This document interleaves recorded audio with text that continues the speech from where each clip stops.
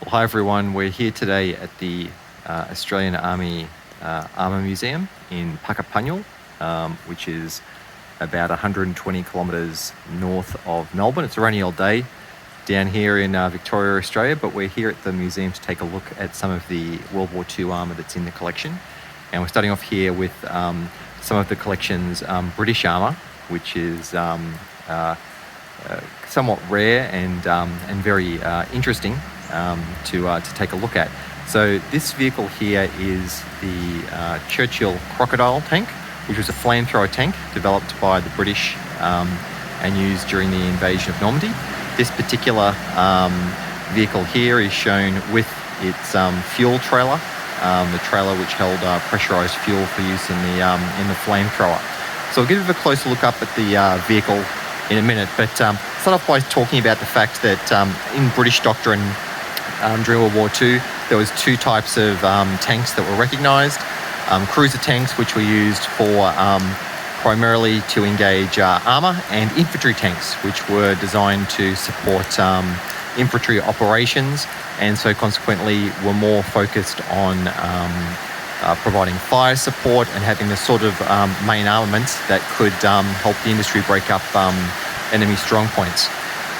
For these types of vehicles, the infantry tanks in the British service, mobility was less important than armour, because they had to only keep pace with infantry on the ground, and needed resistance to enemy shots that would be aimed at the vehicle while it was being employed.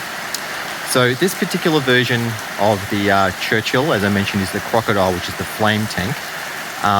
The flame tanks were converted using conversion kits that were supplied and were applied in the field.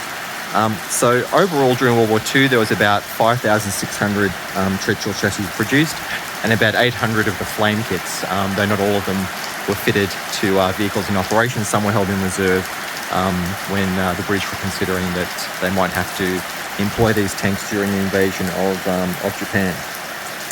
So these kits were fitted to a number of different Churchills. Some Churchills fitted with 75mm main guns or 6-pounder main guns. This particular Churchill example, though, has the 95mm Howitzer. So from an infantry support point of view, it's quite a potent weapon. You've got a 95mm Howitzer, and then here, in the place of where you would normally have a Beezer ball-mounted machine gun, you actually have the flamethrower. So this here, next to the driver's hatch, is the flamethrower in its shroud. And so that's connected up via piping all the way back through the tank to the trailer, which contains pressurised fuel, which powers the flamethrower. Now, this type of flamethrower was very potent, with the amount of fuel that was in the trailer, which was around 1,500 or around 1,800 litres of pressurised fuel. You could get 80 seconds of continuous use from the flamethrower, so quite effective and quite a potent weapon. When being employed, the flamethrower could be used in such a way whereby the fuel could be sprayed onto the target and then later on ignited. So often these vehicles would approach strong points, spray the strong point with fuel, and wait to see if anyone would surrender inside before they actually ignited the fuel. But being a Churchill, you can see that it's got the type of suspension which would not be great for high-speed cross-country use. So it's basically a series of vehicles, series of wheels, small wheels on arms, and sprung to provide the suspension. So one of the great things about the Churchill was it was very heavily armoured for a vehicle of its time, and quite resistant to enemy anti-armour rounds.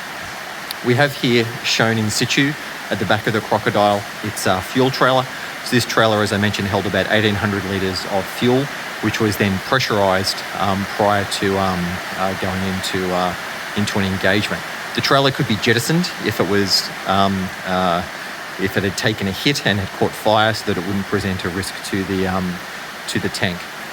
The Germans were able to spot these vehicles as they were being used, and there was always a risk that they would engage these vehicles earlier, because they knew how potent the flamethrower would be. So this example is here at the Australian Army Armour Museum, and was sent here for trials. And there are some great photos online of this vehicle being trialled in the area up here at Puckapunyal. So I'll take another bit of a walk around. You can see there the spare tracks mounted on the side.